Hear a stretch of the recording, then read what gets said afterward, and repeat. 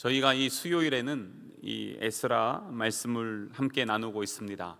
전에 다니엘 말씀 나눴죠.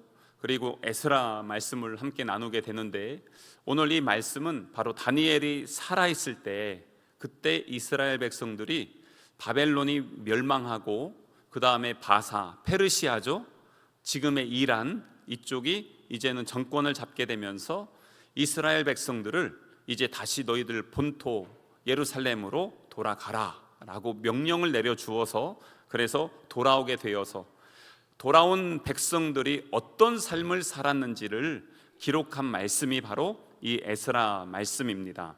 한번 정리를 좀 간단하게 해드리면, 그 페르시아 제국이 정권을 잡고 나서 왜 포로로 놔둬서 쓸모있는 그 사람들을 굳이 예루살렘으로 복귀를 시켰을까? 그 이유는 이 이스라엘 백성들이 이곳에 잘 돌아와서 정착을 하게 되면은 여러 가지로 국가적으로 유익이 있기 때문에 그랬습니다. 그것을 그 레반트 지역이라고 하거든요. 팔레스타인 이쪽 주변 지역을, 거기에 핵심이 바로 이 이스라엘 예루살렘이었고, 이 예루살렘이 잘 회복이 되어지면 남서쪽으로는 이집트와 연결된 아프리카, 그리고 북서쪽으로 해서 쭉 위로 올라가면 터키와 그리스로 해서 유럽 지역이 다 연결 통로가 되는 핵심 중심 지역, 거기가 바로 지금의 이스라엘입니다. 그렇기 때문에 여기가 잘 회복이 되어지면 이 페르시아 국가적으로도 많은 유익이 있기 때문에 전략적으로 거기를 살리려고 이렇게 사람들을 보내게 된 것입니다. 그래서 이스라엘 백성들이 예루살렘으로 돌아오는데 한 번에 돌아온 게 아니고요, 말씀을 보면 총 3번에 걸쳐서 돌아오게 됩니다. 오늘 우리가 읽은 말씀에 보면은 첫 번째 같이 온 사람이 누구냐면 스룹바벨이라는 사람을 통해서 돌아오게 되고요, 두 번째 돌아오는 사람들이 이 에스라의 본문인 에스라를 통해서 들어오게 되고, 세 번째 들어오는 사람들이 느헤미야서 있죠, 느헤미야를 통해서 돌아오게 되는 것을 볼 수가 있습니다. 오랜 시간을 걸쳐서 이렇게 계속해서 페르시아 정권에서 예루살렘에 계속 투자를 했고, 세금도 면제해주고, 또 예루살렘 성전을 지을 수 있도록 주변에 있는 나라들에게 물자를 제공할 수 있었던 것, 그것은 바로 이 이스라엘이 전략적으로 중요했기 때문에 그렇습니다. 제가 왜 이런 말씀을 먼저 드리냐면, 여기는 페르시아의 관점으로 볼 때는 경제적이나 정치적으로 볼 때 전략적으로 중요한 자리이지만, 이 모든 것들이 하나님의 계획과 섭리 안에서 이루어졌다는 것을 성경에서는 분명하게 또한 기록을 해주고 있습니다. 그렇기 때문에 이스라엘 백성들 입장에서 볼 때는 어느 날 갑자기 70년 만에 조국 해방을 얻게 된 것입니다. 자유함을 얻게 됐죠. 그리고 돌아온 거예요. 그리고 여기에 성전을 짓게 되는 과정들을 경험을 하게 되고요, 그러면서 여러 가지 어려움들이 있었지만 나중에 느헤미야 때 있죠, 느헤미야가 성벽을 완공하거든요. 에스라 때 스룹바벨을 통해서 성전을 짓게 되고, 그리고 느헤미야 때 성벽을 완공하는 이야기가 에스라 느헤미야로 이어지게 되고, 사실상 두 권은 같이 봐야 됩니다. 그렇게 됐는데, 느헤미야 뒤에 13장에 보면은 이 예루살렘 성전 안에 누가 살고 있냐면 두로 사람들이 살고 있어요. 이 두로 사람들이 누구냐면 국제적인 거상들입니다. 그러니까 국제 무역을 하는 총 책임자들이 예루살렘에 살고 있습니다. 그것은 무엇을 증명하는 것이냐면, 페르시아 정권이 계속해서 투자를 해서 바로 이 예루살렘이 활성화되고 안정화됐고, 그리고 유럽과 이집트, 아프리카까지 모두가 연결된 아주 국제적인 연결 통로로서 귀하게 쓰임받았다는 것을 이야기해주고 있는 것입니다. 이러한 모든 역학적인 관계를 통해서 이스라엘이 회복이 되거든요. 그런데 이 모든 과정들이 쉬웠냐? 쉽지는 않았습니다. 그래서 오늘 우리가 읽은 본문의 말씀을 보면 이스라엘 백성들이 참 힘들게 돌아왔어요. 그리고 돌아와서 보니까 70년 동안 이 예루살렘이 안식을 누리고 있었습니다. 좋은 말로 안식이죠. 실제로는 황폐화된 것입니다. 아무것도 남아있지 않았습니다. 그런 상황에서 오늘 1절에 보니까 읽진 않았지만 1절 보세요. 이스라엘 자손이 각자의 성읍에 살았어요. 이건 뭐냐면 자기 조상들이 받은 땅이 있죠. 이스라엘의 12지파가 있었잖아요. 이 자기 조상들이 살았던 땅, 어떤 사람은 예루살렘, 어떤 사람은 베들레헴, 어떤 사람은 여리고에 살았어요. 자기 고향 집 주변에서 살고 있었다는 것입니다. 그런데 흩어져 있었던 이 이스라엘 백성들이 함께 모이기 시작했어요. 그래서 7째 달에 이르러 일제히 예루살렘에 모이게 됩니다. 근데 이 사람들이 왜 예루살렘에 모였을까?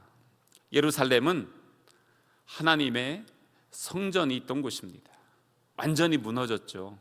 근데 성전이 있던 곳이고 거기에 하나님의 임재가 있었고 하나님의 말씀이 역사했던 곳, 이곳이 바로 예루살렘이었습니다. 이스라엘 백성들이 바벨론에서 살면서 거기에서 사실 잘 살았거든요. 근데 다 포기하고 정리하고 이 예루살렘 이스라엘로 돌아온 이유가 무엇입니까? 여기서 잘 살아보려고요? 아닙니다. 그것이 아니라 이곳에서 이제는 다시 하나님이 말씀하신 제사장 나라, 거룩한 하나님의 백성, 이것을 회복하기 위해서 다시 돌아온 것입니다. 그런데 돌아와서 그들이 우선은 각자 자기의 고향 집에서 살고 있는데 이거 아니지, 빨리 모이자 이러면서 함께 모이게 되었습니다. 그래서 함께 모여서 이제는 하나님을 예배하면서 회복이 시작되는 것입니다. 그래서 회복의 역사가 일어나는데요, 제일 먼저 시작하는 게 뭐냐면 모이는 거예요. 함께 모이는 것입니다. 예수님이 부활 승천하신 다음에 성령께서 임재하셨던 곳이 어디였어요? 마가의 다락방이죠. 거기에 예수님의 제자들이 흩어졌어요? 모여 있었어요? 모여 있었어요. 함께 마음을 모아서 모여 있던 그곳에 성령의 기름 부으심이 임하시면서 놀라운 역사들이 일어나기 시작했습니다. 그래서 혼자 있을 때도 은혜가 되지만요, 혼자 있을 때 할 수 없는 것들이 있어요. 근데 그런 것들은 함께 있을 때 더 크게 부어지는 은혜의 역사가 일어나게 됩니다. 그래서 예배도 함께하면, 기도도 함께하면, 찬양도 함께할 때, 말씀도 함께할 때 회복이 되고 살아나는 것을 경험하게 됩니다. 그렇기 때문에 우리는 함께 하려고 합니다. 요즘 우리 아이들이 보면요, 자꾸 혼자가 되려고 합니다. 그래서 우리 아이들이 공동체를 경험하고 그리고 그 안에서 바르게 온전하게 자라날 수 있는 좋은 토대가, 제가 요즘 가끔 말씀드리잖아요, 진짜 교회입니다. 여기서 공동체를 경험하고 함께 해 나가는데, 그러기 위해서 먼저 무엇을 해야 되냐? 모이는데 힘써야 되는 것입니다. 요즘 그것들이 자꾸 무너지고 있는 것, 그것을 보면서 조금 기도가 많이 되고 있습니다. 근데 이렇게 함께 모였을 때 거기에서는 그 이스라엘 안에요, 지도자들이 있고 백성들이 있어요. 2절을 한번 보시겠습니다. 요사닥의 아들 예수아와 그의 형제 제사장들과 스알디엘의 아들 스룹바벨과 그의 형제들이 다 일어났대요. 여기에 보면은 예수아라는 사람과 스룹바벨이라는 사람이 나오죠. 이 예수아가 누구냐면 제사장이에요. 스룹바벨은 행정 정치 지도자입니다. 그러니까 여기에서 보면은 이 나라를 이끌어 나가는 가장 중심의 리더십, 영적 리더십은 바로 이 예수아가 담당을 하고요, 그리고 정치적인 행정적인 리더십은 스룹바벨을 통해서 이루어지는 것을 볼 수가 있습니다.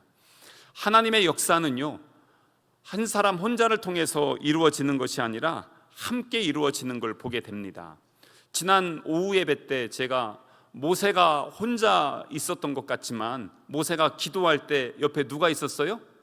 아론과 훌이 있었어요. 수준이 엄청 올라갔어요. 이 대답을 하시는 게 여기저기서 막 다 얘기하시네요. 아론과 훌이 같이 있었잖아요. 바울이 혼자 사역했어요? 아니죠. 디모데도 있었고 실라도 있었고 브리스길라 아굴라도 있었고 많은 동역자들이 함께 있었습니다. 신앙생활 혼자 되는 것이 아니고요, 함께 모여서 공동체를 이루어 나가는 것을 볼 수가 있습니다. 그런데 그 중에서도 먼저 일어나는 사람이 있어요. 바로 리더십들입니다. 저는 그래서 여기 계신 우리 성도들이 함께 리더십이 되었으면 좋겠어요. 어떤 리더십이냐?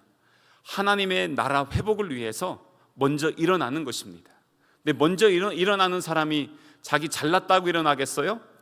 아니에요. 여기서 먼저 일어나는 사람은 더 많은 희생을 해야 됩니다. 더 많은 섬김을 해야 됩니다. 먼저 본을 보여야 됩니다. 깨어 있어야 됩니다. 그러면서 이스라엘 백성들을 이끌고 나가면서 누구에게로 가야 됩니까? 하나님께로 나아가야 됩니다. 쉬운 게 아니에요. 그런데 먼저 일어나는 사람들, 헌신하는 사람들이 있었어요. 근데 교회 역사를 보면 그러한 몇몇 사람들이 일어났던 그 순종과 헌신을 통해서 하나님의 역사가 이루어지는 것을 볼 수가 있습니다. 그래서 모두가 함께 하나님의 일들을 감당하지만 그 작은 헌신, 그걸 우리 하나님께서 참 기뻐하시더라고요. 교회의 모든 사람이 다 설교자면 어떻게 되겠습니까? 그러지 않잖아요. 각자의 자리에서 하나님이 맡겨주신 직분과 사명을 통해서 리더십을 발휘하고 섬기는 것입니다. 저는 그걸 그래서 섬김의 리더십이라고 이렇게 말씀을 드리는데, 일반적인 세상의 리더십이 아닌 예수님의 그 겸손의 리더십, 섬김의 리더십, 헌신의 리더십이 우리를 구원하였듯이 우리 한 사람 한 사람의 섬김과 헌신을 통해서 한 영혼이 살아나고요, 가정이 회복되고 교회 공동체가 다시 일어나게 될 줄로 믿습니다. 이런 역사들이 일어나는 거예요. 여러분, 결코 작은 게 아닙니다. 여기에서도 보면은 이 예수아와 스룹바벨, 그리고 거기에 보면은 그의 형제들이 나오거든요. 한 사람 한 사람을 통해서 함께 이루어지는 것입니다. 그래서 이 사람들이 그 3절에도 보면은 그 무리가 모든 나라 백성을 두려워하여서 뭘 하고 있습니까? 제단을 그 터에 세우고 그 위에서 아침 저녁으로 여호와께 번제를 드립니다. 먼저 모여서 지금 뭘 하고 있습니까? 제단을 쌓는 것입니다. 제단을 쌓는다는 게 무엇일까요? 하나님을 예배하는 것입니다. 그러니까 지금 이스라엘은 70년 동안 황폐해졌어요. 무너져 있었습니다. 오늘 우리 주변에 많은 것들이 무너져 있습니다. 저는 여기 그 중앙통 이쪽 상가들 가면요, 문 닫은 가게들이 너무 많이 보이더라고요. 그걸 보면서 예전엔 저 정도는 아니었던 것 같은데 문을 닫은 가게들이 너무 많고 이 소상공업자들이 지금 폐업을 하는 곳이 너무나 많고 가정이 무너지는 데가 너무나 많고 그리고 영혼들이 피폐해지는 것들이 너무나 많이 보여서 참 많이 기도가 됩니다. 서사는 인구가 줄었잖아요. 그런데 또 경제가 또 많이 어려워졌습니다. 전쟁까지 겹치니까 전쟁의 큰 피해가 또 서산에 많이 있다 보니까 이런 것들이 좀 빨리 끝나고 회복되면 좋겠다. 그런데 이스라엘 보세요. 우리는 지금 1년 정도 전쟁 1년도 안 했잖아요. 그런데 70년 동안 황폐해진 이곳에서 이스라엘 백성들이 함께 모여서 회복하기 위해서 제일 먼저 했던 것이 무엇이에요? 제단을 쌓았다는 겁니다. 제단을 쌓았다는 것은 그들의 마음이 하나님을 향해 있다는 것이고요, 이 나라의 회복은 우리의 힘과 노력으로 하는 것이 아니라 하나님이 함께 하시고 은혜를 베풀어 주셔야 나라가 회복되어진다는 것을 믿음으로 고백하기 때문에 제단을 쌓을 수 있는 것입니다. 그런데 믿음의 사람들을 보면 항상 제단을 쌓았어요. 아브라함을 보세요. 창세기에 그는 가는 곳마다 먼저 제단을 쌓고 하나님 앞에 제사를 올려드렸습니다. 그 앞서 노아를 보세요. 노아의 홍수가 끝나고 나서 땅에 내려왔어요. 제일 먼저 한 것이 무엇이었을까요? 제단을 쌓고 하나님 앞에 제사를 드린 것입니다. 인류의 회복의 첫 번째 시작은 예배로부터 시작되었습니다. 아브라함의 가는 곳곳마다 그 지역에서 무슨 일을 하던 제일 먼저 했던 것은 제단을 쌓고 우리 하나님을 예배했던 것입니다. 그런데 이 제단이요, 무엇을 예표하냐면 예수 그리스도의 십자가를 예표합니다. 제단을 쌓잖아요. 거기에 반드시 무엇이 있어요? 제물이 있어요. 그 제물은요, 죽여서 피를 흘리고 각을 떠서 태우는 것입니다.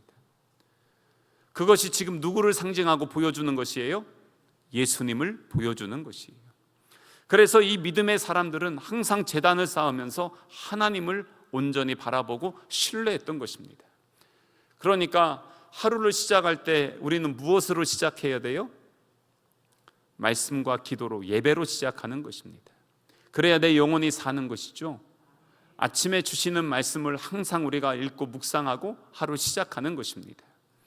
그리고 나서 우리가 무슨 일을 시작할 때 책상에 앉아요. 그럼 제일 먼저 뭐 해야 돼요? 기도하는 거예요. 그 자리에 가서 그 일들을 시작할 때 그 첫 시작은 무엇을 올려드려야 됩니까? 하나님 앞에 예배로 올려드리는 곳입니다. 우리 아이들이 부르는 찬양이 있어요. 아무도 예배하지 않는 그곳에서 나는 예배자로 서겠다는 고백을 하나님 앞에 올려드립니다. 내가 밟는 모든 땅 주를 예배하게 해 주십시오. 내가 서 있는 그곳에서 하나님을 예배하는 예배자가 되게 해 주십시오. 지금 이스라엘 백성들이 회복의 자리에 와서 제일 먼저 한 것이 바로 그것이었습니다. 하나님을 예배하는 것. 네, 우리 하나님이 그 사람 진짜 기뻐하세요. 그 사람 통해서 또 일하시는 걸 볼 수 있습니다. 그런데 3절을 다시 한번 보면은 무리가 모든 나라 백성을 뭘 어떻게 하고 있어요? 두려워하고 있어요. 왜 두려워했을까요? 이스라엘 백성들이 70년 동안 자리를 비웠을 때 그 지역을 점령하고 살았던 사람들이 있었습니다. 사마리아 사람들과 아라비아 사람들과 암몬 사람들, 이 사람들이 그 지역을 나눠 먹기 하듯이 점령을 하고 땅 따먹기 하듯이 그렇게 살고 있었습니다. 이 사람들이 회방을 합니다. 위협을 합니다. 그리고 페르시아 황제에게 상소합니다. 이 사람들이 성전을 짓고 여기가 재건이 되면 반드시 독립운동하고 정권의 위협이 될 것이다. 그래서 나중에 성전 건축이 중단되기도 하거든요. 근데 느헤미야가 왔을 때도 이 일들이 계속되어서 심지어는 느헤미야를 암살하려고 계속해서 도전합니다. 이 사람들이 그 위협을 피부로 느끼는 거예요. 바벨론에 그냥 살았으면 편안하고 안전하게 살 건데 굳이 힘들게 여기 와서 황폐한 곳에서 비참하게 살면서 재건 사업을 하는데 자기를 죽이려고 하는 사람들을 위협까지 당하는 것입니다. 쉬울까요? 여러분, 예수 그리스도 믿는다고 요즘 핍박당하시는 분 있습니까? 집에서 쫓겨나는 분 있습니까? 우리 어르신 세대 때 많이 그랬죠. 그것 때문에 얼마나 많이 집에서 뒤집어졌습니까? 제사 지내는데 뭐 절 안 한다, 성경책 찍고 집어 던지고 불 태우고 별일 다 있었잖아요. 그랬는데 지금 여기에서 3절에 보니까 그 두려워하게 하는 수많은 상황들이 정말 많이 있었습니다. 그런데 그 두려움에 이스라엘 백성들이 낙심하고 절망한 게 아닙니다. 3절을 다시 보면 두려워하고 있어서 그들이 뭘 하고 있어요? 제단을 세운 거예요. 그러니까 두려움을 이기는 게 무엇이었어요? 예배였어요. 더 하나님께 가는 거예요. 두렵고 힘들면 포기하는 게 아닙니다. 근데 우리 주변에 보면 두렵고 힘들 때 너무 쉽게 포기해요. 조금 하다가 에이 하면은 그냥 내려놔요. 그런데 진짜 힘들 때 그때 주님 바라봐야 됩니다. 괴로울 때 주님의 얼굴 보라 찬양 있잖아요. 정말 아무것도 할 수 없는 그 상황에서 내가 할 수 없으면 누가 하셔야 됩니까? 하나님이 하셔야죠. 그렇기 때문에 하나님을 바라보는 것입니다. 그 자리에서도 하나님을 찬양하는 것입니다. 하나님의 신실하심을. 그래서 오늘 뒤에 보면은 이스라엘 백성들이 10절에 보세요. 거기에 뭐 하고 있습니까? 찬양하고 있어요. 그리고 11절에도 찬양으로 화답하며 여호와께 감사하여 이르되 주는 지극히 선하심으로 그의 인자하심이 이스라엘에게 영원하시도다. 지금 이스라엘 백성들 두려워하고 있어요. 두려움 중에 예배하는 거예요. 그러면서 두려움 중에 하나님을 찬양하는 것입니다. 그 찬양 가운데 하나님이 임재하여 주시고 그들을 만져주시고 그들을 보호하여 주셨습니다. 근데 이 패턴이 어디서 나오냐면 다윗의 시편에서 많이 나와요. 다윗이 얼마나 도망쳐 다녔습니까? 광야로, 숲을로, 동굴로. 그런데 그러한 상황 속에서 숨어 있는데 밤새도록 자기를 잡으러 오는 그 사울의 군사들 때문에 잠도 설치고 도망가며 쪽잠 자며 그러면서 있다가 하나님을 바라보는 거예요. 하나님, 이 밤이 언제 지나갑니까? 저 대적들 좀 죽여주십시오. 내가 아주 죽겠습니다. 숨을 데도 없습니다. 죽음이 턱 밑까지 왔습니다. 그런데 그러한 고백을 계속 하나님 앞에 드리다가 하나님 바라보면서 찬양해요. 그래서 시편을 보면 앞부분에는 절망이 나와요. 근데 중간에는 기도가 나와요. 마무리가 뭐가 나오냐면 찬양이 나와요. 여호와를 찬양하리로라. 내가 새벽을 깨우리로다. 이런 고백들이 나오는 거예요. 뭐냐면 하나님의 임재 가운데 그의 영혼이 사는 거예요. 환경이 바뀌었어요? 안 바뀌었어요. 이스라엘 백성들 이때부터 시작해서 느헤미야 때까지 대적자들은 바뀌지 않아요. 더 심해져요. 그런데 그럴 때일수록 이스라엘 백성들은 하나님 앞에 예배합니다. 예배를 회복해야 됩니다. 우리의 믿음을 회복해야 됩니다. 기도를 회복하고 말씀 안에 거해야 됩니다. 그래서 2절을 다시 한번 보시면 그 말씀을 회복하는 게 뭐냐? 이스라엘 하나님의 제단을 만들고 하나님의 사람 모세의 율법에 기록한 대로 번제를 그 위에 드립니다. 무엇대로요? 모세의 율법대로, 하나님이 주신 말씀대로 한다는 것입니다. 제가 이 부분에 있어서 우리 성도분들에게 가끔 부탁을 드립니다. 뭐냐면 말씀을 읽고 묵상하고 아는 게 중요해요. 신앙생활하면서 이런 게 있어요. 더 좋은 걸로 하나님께 좀 드리면 좋겠다. 최고의 것으로 하나님께 드리면 얼마나 우리 하나님 기뻐하실까. 그러면서 자기가 막 생각합니다. 이러면 하나님이 좋아하실 거야. 이렇게 하면 교회가 훨씬 더 발전할 거야. 이러면서 하거든요. 그런데 그 마음은 참 좋은데 문제가 뭐냐면 그것이 하나님의 말씀 안에 있어야 된다는 것입니다. 지금 그것을 이스라엘 백성들이 실천하는 겁니다. 2절 뒤에 모세의 율법에 기록한 대로 하는 것입니다. 역대상 13장에 보면 오벳 에돔에 있던 그 여호와의 법궤가 있었거든요. 이 여호와의 법궤가 다윗이 그걸 찾았어요. 그래서 이것을 예루살렘으로 가지고 오는데 어떻게 하면 최고의 것으로 하나님 앞에 올려드리면서 갖고 올 수 있을까? 그러면서 자기들이 고민하고 궁리하다가 이제 소에다가 여호와의 법궤를 실어가지고 멋지게 행렬해서 가고 있습니다. 가고 있는데 그게 요즘처럼 아스팔트 길이 아니잖아요. 덜컹 하면서 흔들려서 법궤가 넘어지려고 하니까 웃사가 그걸 딱 잡았습니다. 넘어지지 말려고. 그랬는데 그 순간에 하나님이 웃사를 쳐서 죽였습니다. 아니, 다윗이 시험 든 거예요. 하나님께 최고의 것을 올려드리려고 이렇게 했는데 왜 하나님은 웃사를 죽이셨냐는 거예요. 근데 그 죽인 원인이 무엇인가를 찾아봤어요. 그랬더니 보니까 하나님의 말씀에 여호와의 법궤는 끌고 가는 게 아니고요, 메고 가는 거예요. 광야에서 이스라엘 백성들이 항상 메고 갔어요. 그게 하나님 말씀이었어요. 근데 메고 가야 될 것을 끌고 가니까 하나님이 죽이신 거예요. 뭐냐면 하나님의 말씀을 모르고 최고의 것을 한다고 하는 것이 오히려 화가 된다는 것입니다. 교회에서 일들을 할 때도 그렇습니다. 이러면 좋겠지, 저러면 좋겠지 하거든요. 그런데 그런 일들을 할 때 내가 좋은 건지 공동체 유익인지를 한번 봐야 됩니다. 교회는 그래서 은혜가 있고 질서가 있습니다. 그것이 조화와 균형을 이루고 있습니다. 오늘도 여기에서 예수와와 수룹바벨이 함께 있습니다. 영적 지도자와 정치적 지도자가 싸우는 게 아니라 하나가 되어서 그들은 하나님의 거룩한 나라를 회복하기 위해서 자기가 먼저 일어난 것입니다.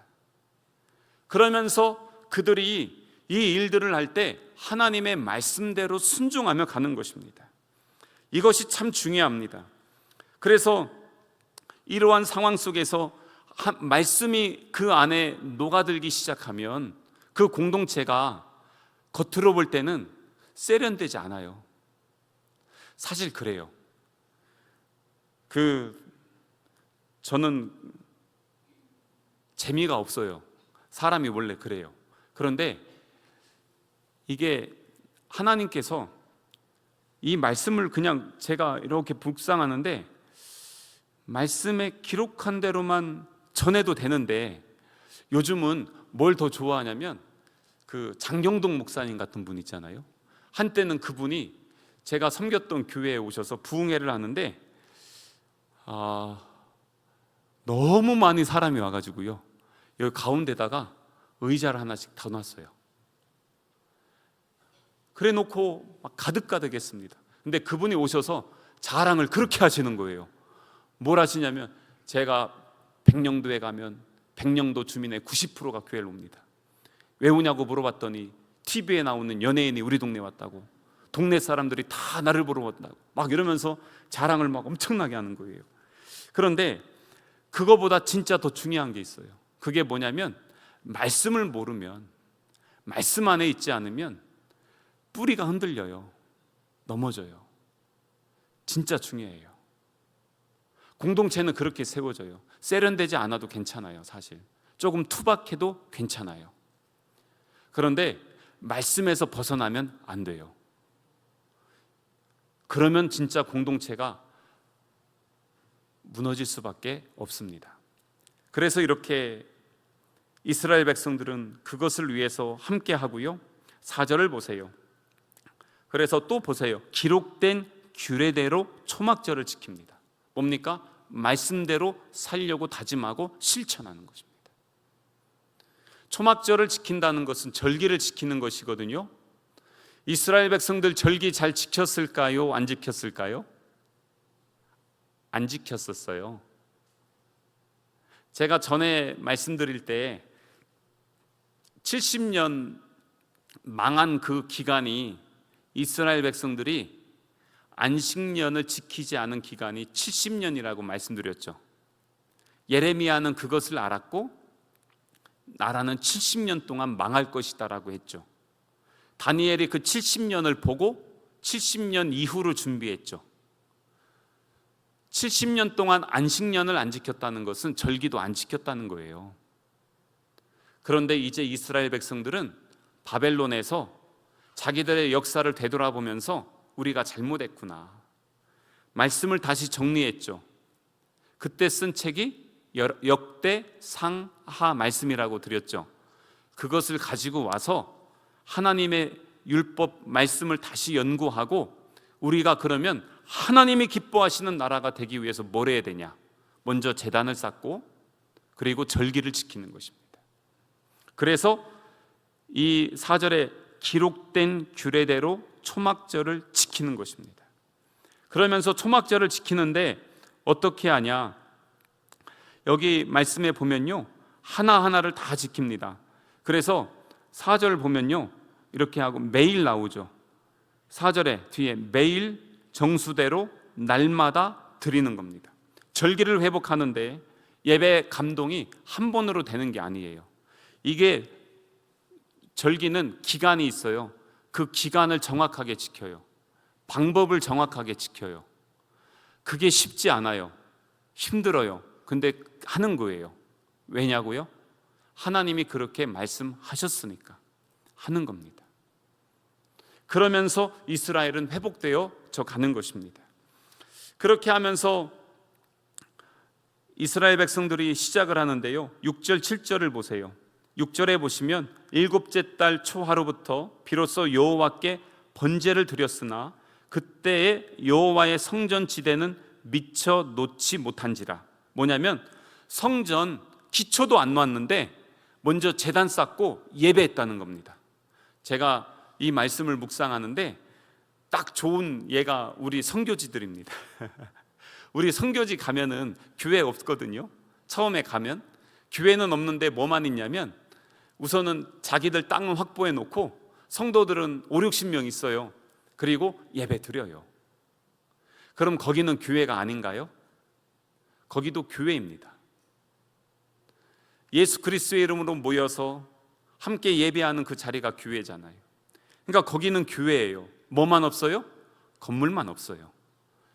지금 이스라엘 백성들 그거예요. 그 자리 아무것도 없어요. 하지만 그 자리에서 뭘 하고 있어요? 하나님을 예배하는 것입니다. 그러면서 예배가 시작돼요. 보이지 않잖아요. 초라해 보이잖아요. 그런데 사실 그게 중요한 건 아니에요. 진짜 중요한 게 뭐냐면 작은 것이지만 그 작은 헌신을 하나님은 이미 보고 계셨다는 겁니다. 그리고 그것을 기뻐하신다는 것입니다. 그래서 이스라엘 백성들 작은 것일 때 여전히 그들은 마음에 무엇이 있어요? 이미 세워질 하나님의 성전을 무엇으로 보고 있어요? 믿음으로 보고 있어요. 그리고 준비해 나가는 거예요. 우리의 시작은 미약해요.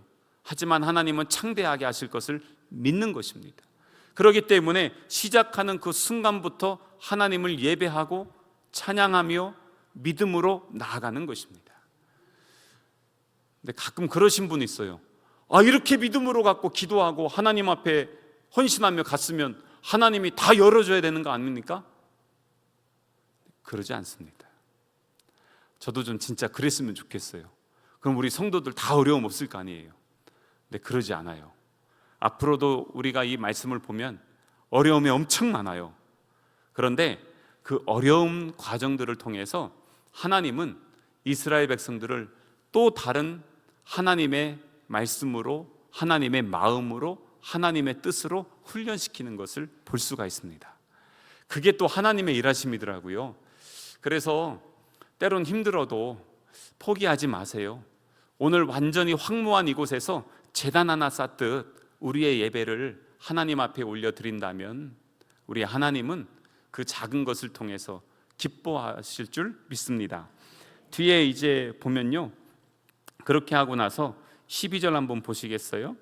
제사장들과 레위 사람들과 나이 많은 족장들은 첫 성전을 보았으므로 이제 이 성전의 기초가 놓임을 보고 대성통곡하였으나 여러 사람은 기쁨으로 크게 함성을 질렀다는 겁니다.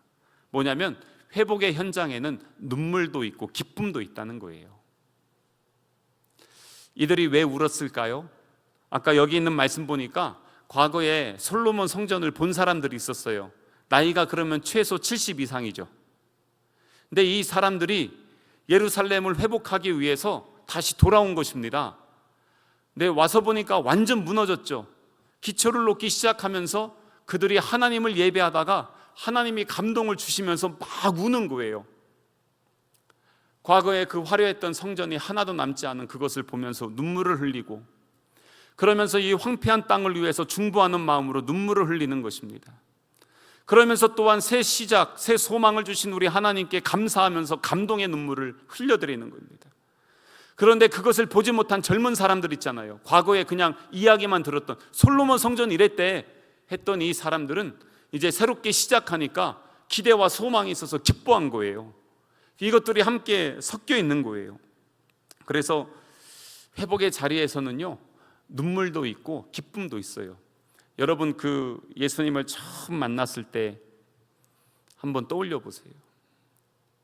내 죄 때문에 얼마나 통곡했습니까? 근데 내 죄 때문에 그렇게 울며 불며 하나님 앞에 기도하고 매달렸는데 하나님께서 내 죄를 사하여 주셨다는 확신, 나를 구원해 주셨다는 그 은혜 때문에 얼마나 기뻤습니까? 지금 그것이 동시에 일어나는 현장이 바로 오늘 이 예배의 현장이었던 것입니다. 그래서 이스라엘 백성들이 이 자리에서 다시 회복의 역사가 일어나는 것입니다. 사랑하는 성도 여러분, 우리가 다시 회복되었으면 좋겠어요.